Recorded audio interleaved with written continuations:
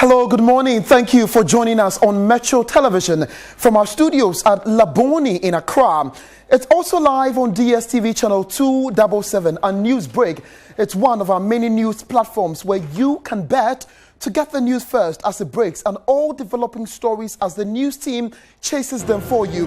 Let me run by you our top stories making headlines this hour. President John Mahama's frank comments about an ability to meet doctors' demand provoke doctors who have vowed to intensify their strike by pulling out emergency services. We'll hear the views of a labor consultant.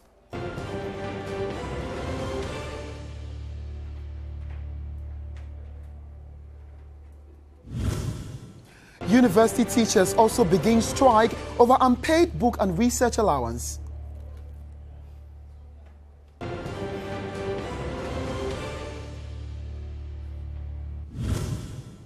Chieftaincy Minister to address news conference today over renewed tension in the Ghana state over chieftaincy disputes. Meanwhile, the Ebola PM Tumawe is seeking intervention by the national security. 2 of 3 interchanges at the Kwame Nkrumah Circle to be open to traffic tomorrow.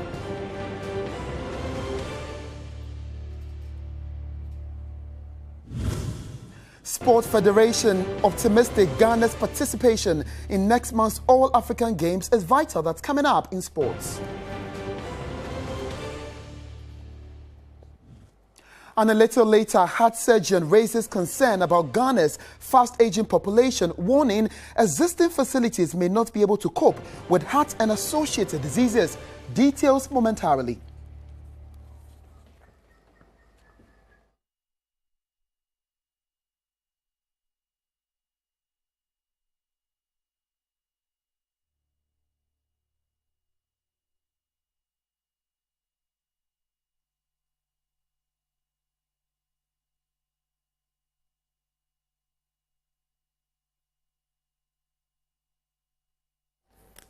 Hello again. I thank you for joining me on Newsbreak. And I am Ignatius Anom. Let's take a closer look at the news now in detail.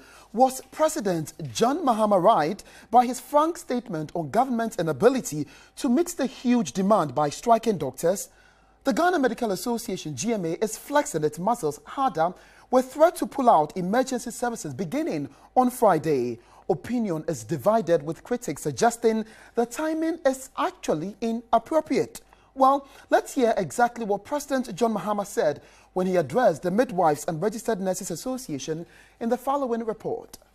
President Mahama took advantage of the event to highlight his government's position on the best approach to the ongoing strike declared by the GMA and allied professionals. Any agreements that are reached in respect of allowances or conditions of services would have to be appropriately captured in the budget.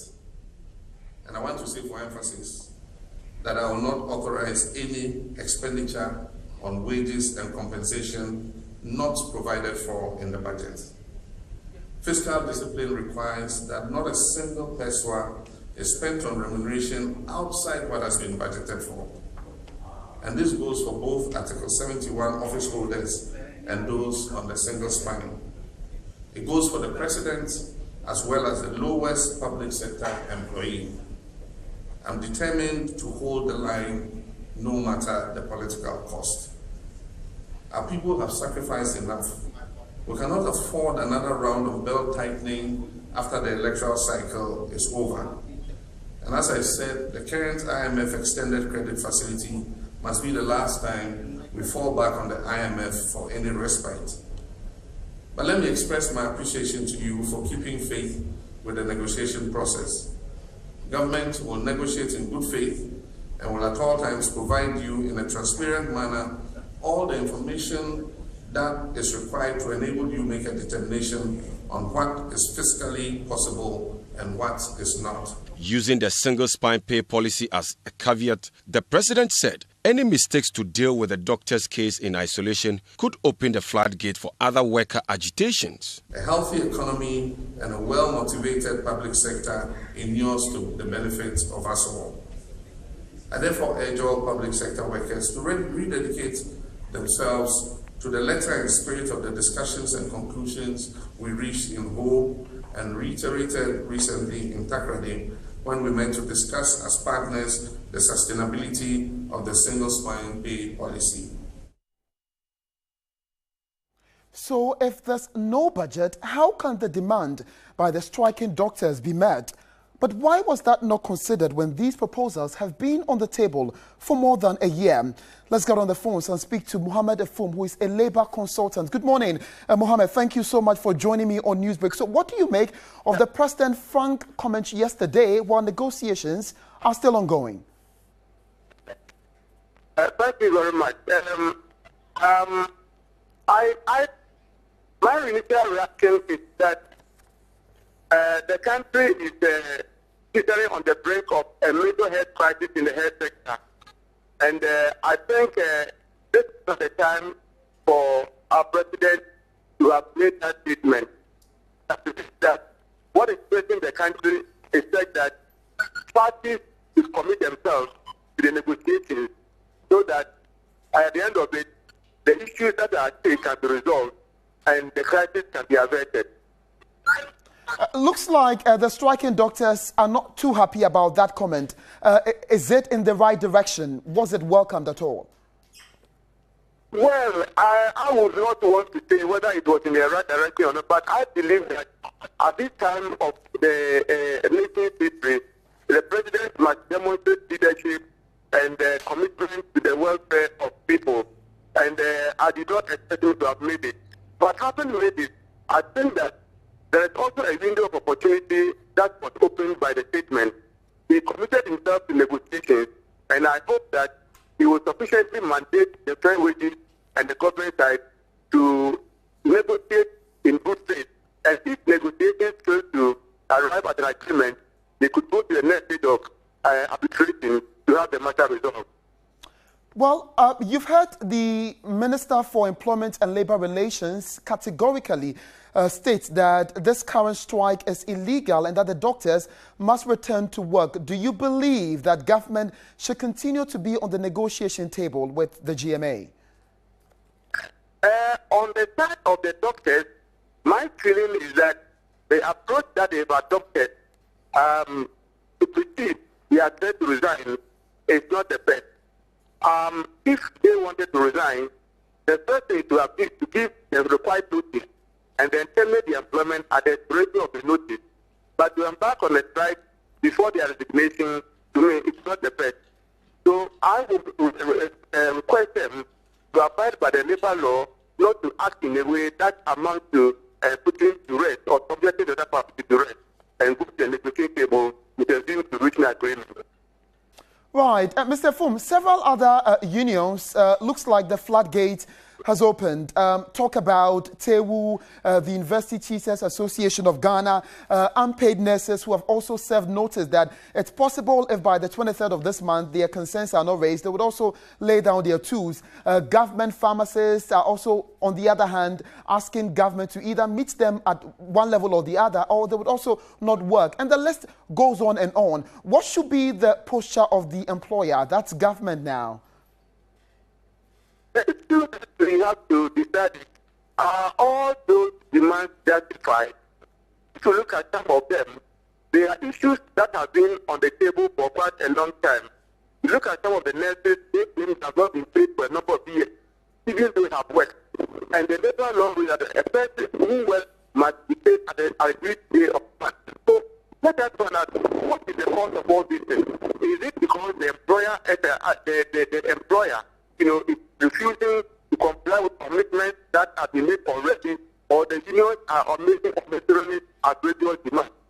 If the issue is that the employer is failing to abide by its commitment, then we think that the body that is in charge of resolving the labor dispute should be able to tell the employer that you are wrong. And if they, on the other hand, the unions are also in the wrong, they should be able to tell them. But if it's a matter of negotiations, I believe that issues must be resolved through negotiations, mediation, or arbitration if all the parties are committed to resolving the dispute. Right, so while we are at this, let's not forget that there are patients and clients of these health facilities who are in critical conditions. Remember, tomorrow the GMA is saying that they are likely to pull out emergency services. Government, on the other hand, has put in some contingency measures to cushion the people who will be at the other end suffering because of the strike. Are those measures enough? Are they adequate, looking at where this is headed? I'm not in a position to describe the position or the situation as adequate or not, or the measures as adequate or not. But let us not look at the government position as adopting a stance that means it is going in confrontation with the workers in a bid to defeat employees who are going on strike. We have had this thing happen in Britain in the 1984, 85. We had this thing happen in the US in 1981. These were sectors that did not involve human life. But this is a matter that is occurring in the health sector. And if we are not very, very careful and we take certain positions, I think the country cannot endure it. And that's why I believe that let government commit itself to negotiations. If it cannot even meet certain demands, it can negotiate the satisfaction of those demands at a later date. I mean, there is nothing that cannot be resolved through agreement. These so-called measures cannot replace the normal situation that we have in the hospital to deal with that. Already, the doctor-patient ratio is not very good in this country. So why do we want to create a situation where ad hoc measures are being taken to deal with the health situation? I think we must do what is in the interest of this country. Many thanks to you. I appreciate your time. Mohammed Afum there is a labor consultant, making us appreciate the current situation that Ghana has on the health front. Newsbreak will continue to keep a close eye and keep you updated. Let's move away from the health front and deal with issues of national security. And the Abola PM, or the Tumanwe, is asking the national security to keep a close eye on the seeming tension in Gamashi over a protracted chieftaincy dispute. Two clans are fighting over who is the legitimate king of the Ga state. This morning, the Minister for Chieftaincy and Traditional Affairs will be addressing a news conference on these developments. In the following report, Gabriel Obodai Togbo Ashom tries to highlight the situation on the ground. Indigenous Gans don't joke with Homawo. They adore it. It is a symbol of the ancestral journey, and it's celebrated once every year in August. This was Homawo in 1965, joyous and colorful. Decades ago, the people were united and most family homes were packed with activities, and the fever was so unique, memorable then. Today, factional differences have killed enthusiasm. Now, 3 people are laying claim to the Gans too. Last Saturday, for example, Dr. Kevin Ni Taki Abiataki was installed as new Gamanche under the stool name King Taki Teiko Tru II. But that was quickly rejected. The Ga Traditional Council insisted George Taki Abia with the stool name Ni Taki Adama Lache II is the rightful Manche. Manchenu wole ni woneche wolonu King Ni Adama Lache niji enyo niji Gamanche le wole. Many try me just say I'm African. I'm prepared. I'll meet them one by one. A similar issue is burning at Osu. There is no peace in Osu. What is happening now is not the best. This year's Homowo should be no public sprinkling of pokuri as a sign of our shame. Niki Kadowona is the rightful chief of Osu. The other person who said he was the chief of Osu, he's been warned not to even use the name as Osu chief. There is another unresolved dispute at La, Teshi, Bese, Asre, just to name a few. So what has really gone bad, and why can't these be resolved? Is the interest really about protecting the succession plan or money through royalties? Well, the police has refused to comment for now. The Ghana Tourism Authority and the Sector Ministry, who are equally interested in the pending Homawo Festival, are also tight-lipped for fear of being branded by one side. Metro News can confirm the Chieftaincy Minister will address the issues at a news conference tomorrow. We shall keep you updated. For Metro TV News, this is Gabriel Obodai Togbo Ashon reporting. We have the details of the Chieftaincy and Traditional Affairs Minister on that particular issue when Newsbreak returns.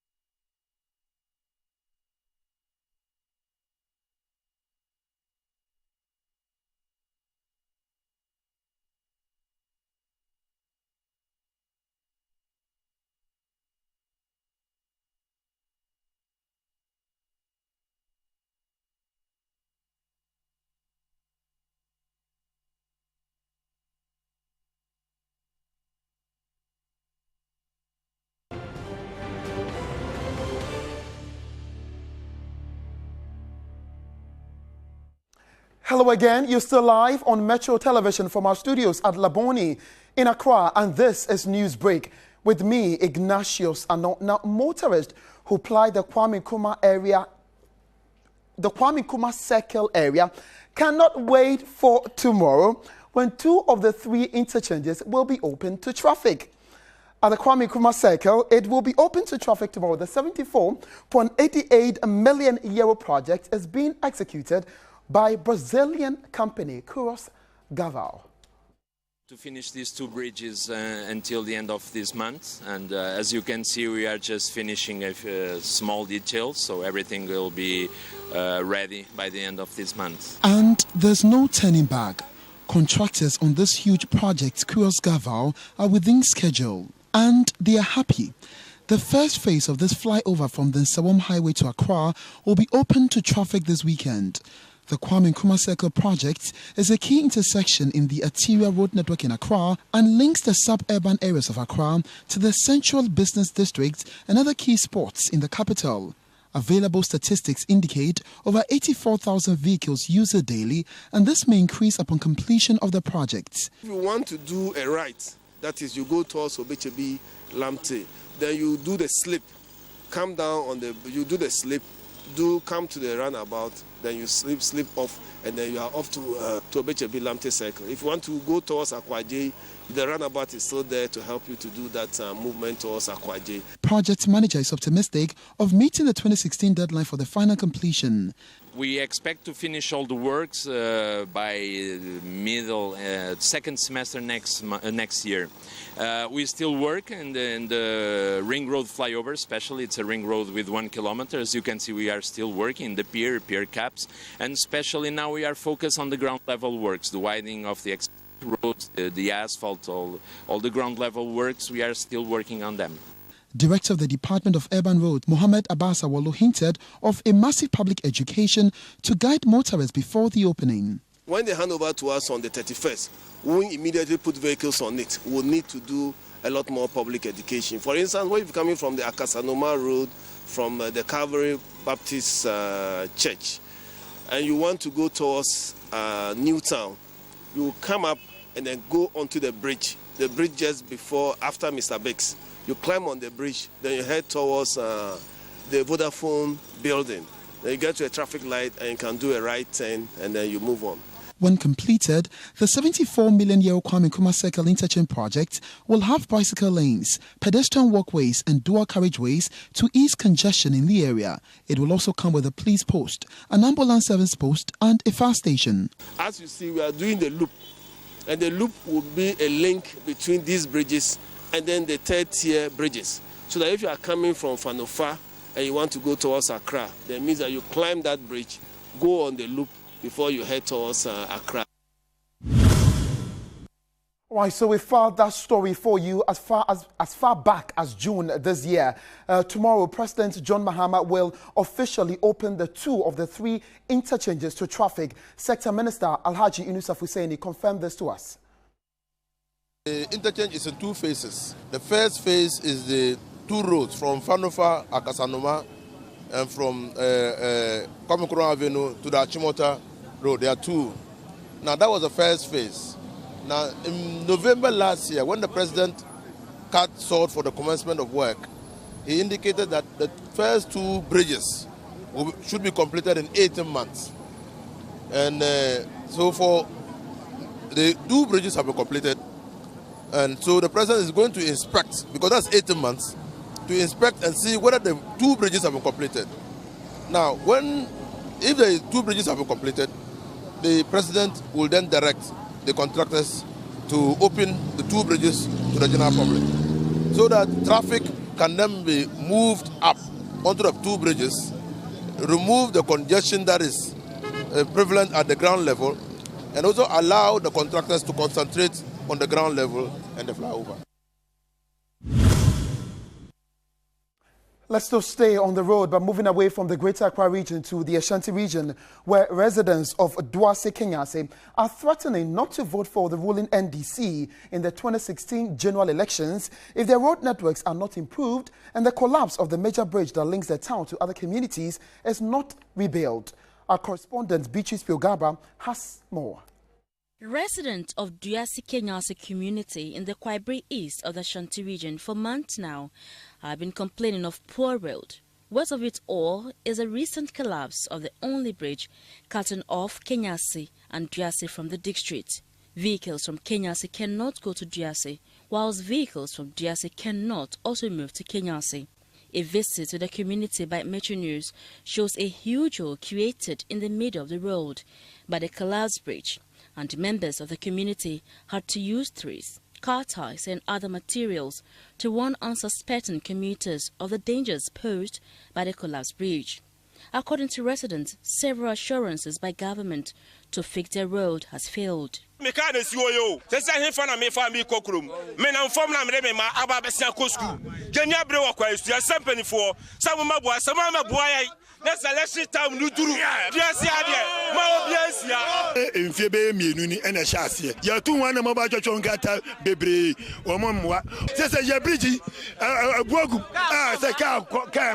are coming to work.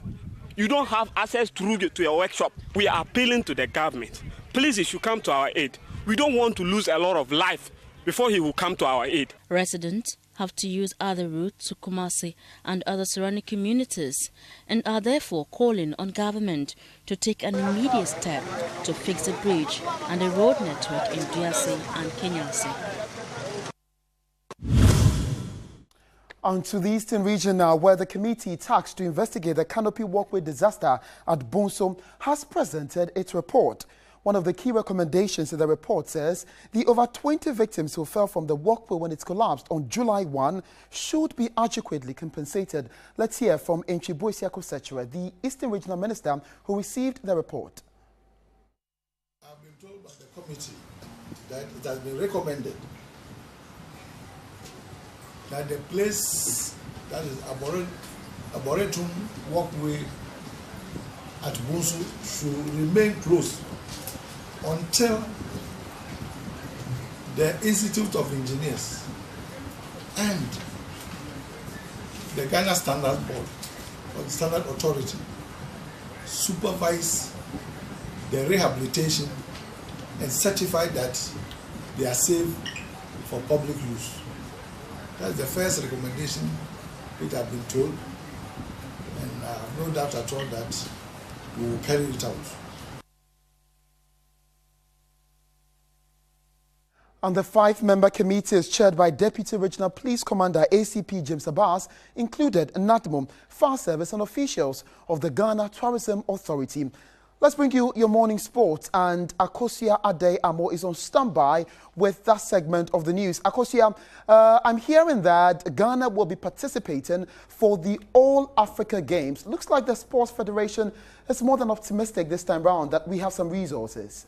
Yes, the Sports Federation want us to participate, the various heads. They say it's essential for us to be in the All-African Games. There's a growing debate that why should government spend about $4 million taking us for an event that's going to be like 3 weeks, and then we don't have a lot of facilities for sports. So the Sports Federation heads have been saying that it's important for us to go, because when we attend such events, we learn more. The various athletes are able to interact with other athletes in Africa and know various skills and stuff like that. So it's important and it's essential. But let's hear what they have to say. Yes, it's good. Would have wished that around this time, or back this to 2015, Ghana has all the infrastructures that we need to develop sports. But who are we to blame? We need to blame ourselves. It is not the money that we're going to spend, the $4 million that is going to spend in the African Championship, that will make sure that all our infrastructure deficit, which has been there for well over 20 years, is taken off immediately. What we need to do now is, as a people, what direction is our sports going? What do we want? Are we taking sports seriously? And then let's start addressing the issues now. Boycotting our African Games, and we don't take steps to make sure that we are addressing our infrastructure deficits. We just boycott, the money stays with us, and nothing is done about it. It's not going to produce a result. What we need to do is to start addressing the issues facing sports, and let's address it holistically. And I'm sure once we start doing that, there will not be the question of are we boycotting these games or we are not, because these young athletes will have facilities that they are training with, and they'll be ready at any time to go and represent this country. So now let's talk about last night's Audi Cup final. And Bayern Munich were able to beat Real Madrid by a lone goal to lift the Audi Cup. Let's look at the highlights of the match. With Bayern beating AC Milan and Real roaring past Spurs.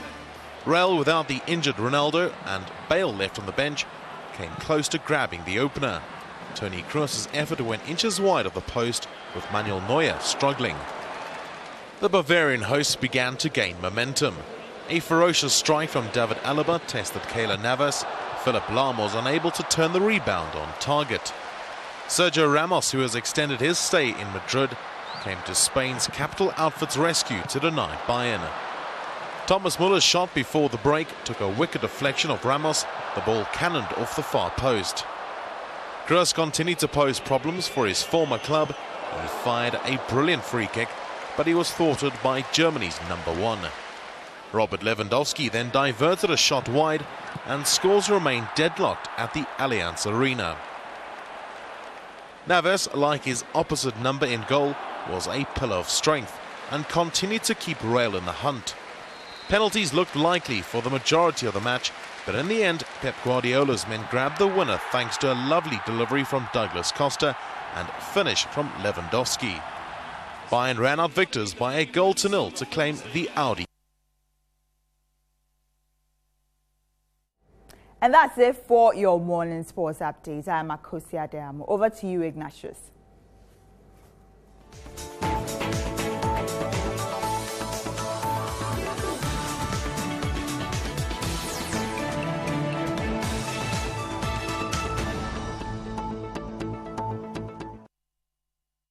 All right, and that's how we're going to end News Break, which came to you live from our studios at Laboni in Accra, also on DSTV channel 277. We'll join you in the next 30 minutes for more news. Till then, I am Ignatius Ano, and enjoy the rest of our programs. Good morning.